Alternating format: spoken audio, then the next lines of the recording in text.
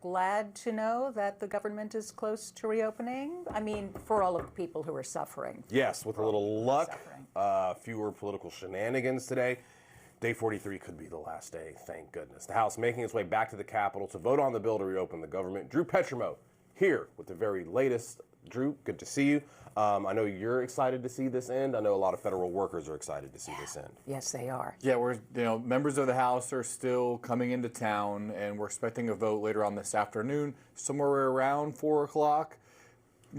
There could be a speed bump, but right now we don't foresee it. What we think is going to happen, there could be a couple Republican defectors who vote against it, could be a couple Democrats who vote for it, and it would pass pretty narrowly, but get a favorable vote, and then on to the president, ends the shutdown. But there's still a lot of political fights that are going to be happening, and the impacts of what this shutdown caused is still going to be felt. One of the impacts is Minority Leader Chuck Schumer. And there really seems to be, if not a civil war, a deep schism between some people in the party. Some folks who are still supporting him, and a lot of people don't. And it was really interesting. There's a CNN data analyst named Harry Enton. He said that Schumer is the least popular Democratic Senate leader dating back to at least 1985, and that he's got a negative 4% rating at this point. The activist section of the Democratic Party, the online section, the progressive online part of the Democratic Party, is apoplectic over this deal to end the shutdown. And a lot of the blame is directed at Senator Schumer, even though, interestingly, he voted against it. They see him as kind of orchestrating this vote where you had the exact amount of senators that were needed to end the shutdown, many of them not up for re-election next year, some of them retiring. They see his fingerprints on this. Now, right now, you don't have actual senators saying that, many senators saying that they're willing to challenge him. There's nobody that's been identified as a challenger. The fact of the matter is that Schumer is responsible for a lot of these people actually making it into the Senate. But the groundswell of emotion is becoming so vitriolic that it's hard to ignore. And you have to also think about this. This is a temporary funding situation. At the end of January, there's going to be another decision that Democrats have to make, especially in the Senate. What are they going to do? Are they going to shut down the government again? Schumer's going to be charged with keeping his caucus in line again. We could be having this fight all over again. And then after that, what happens to the level of dissatisfaction inside the Democratic Party is going to be interesting to watch. I guess the question I always have for folks who are saying that the Democrats capitulated here is, well, then what was the ultimate end game? Because Republicans were steadfast. They were not going to vote for these ACA subsidies. There was no way it was going to make it on the House floor.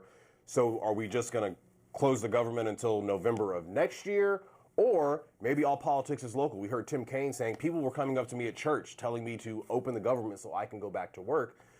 When he hears that, he's going to listen to those folks, I would believe, more than he's going to listen to a Chuck Schumer.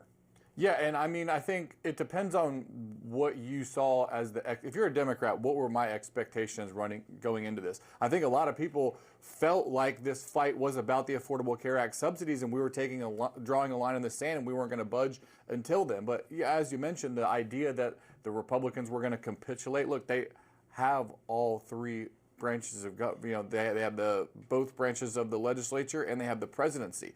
That fight over the Affordable Care Act subsidies really played out in the elections in November 2024.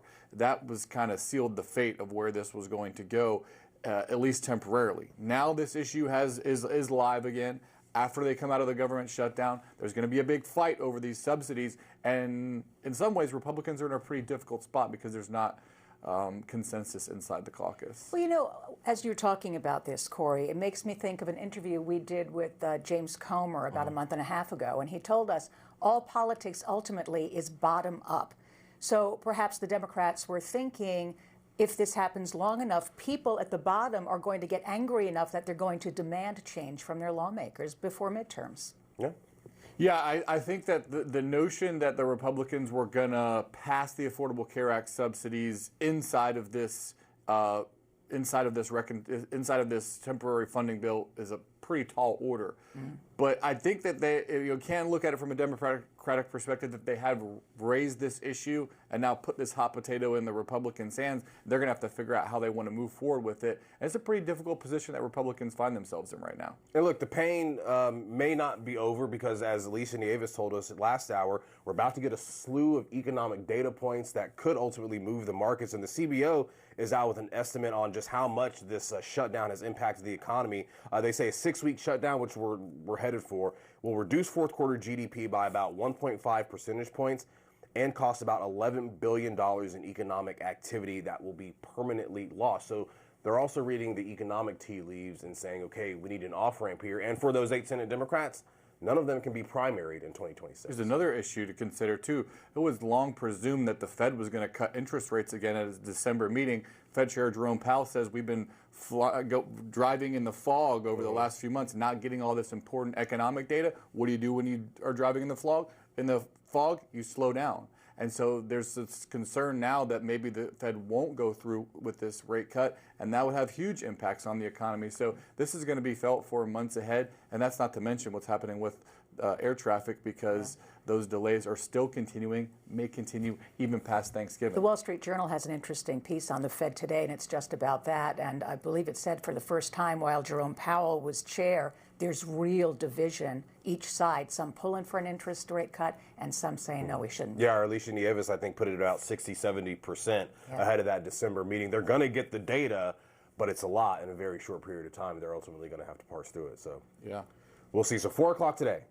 4 o'clock today, we're going to start the voting. You know, it takes a while trickling in. These traffic issues and air flights are causing problems for this as well. You know, we saw some people that are driving in to avoid the airport. So You're cycling in? We'll see how long it takes. But I think it's kind of a foregone conclusion at this point that they're going to get it passed. But you never know what happens. You never know. We will have to see. Drew, thank you so much. We will see Thanks, you Drew. next hour.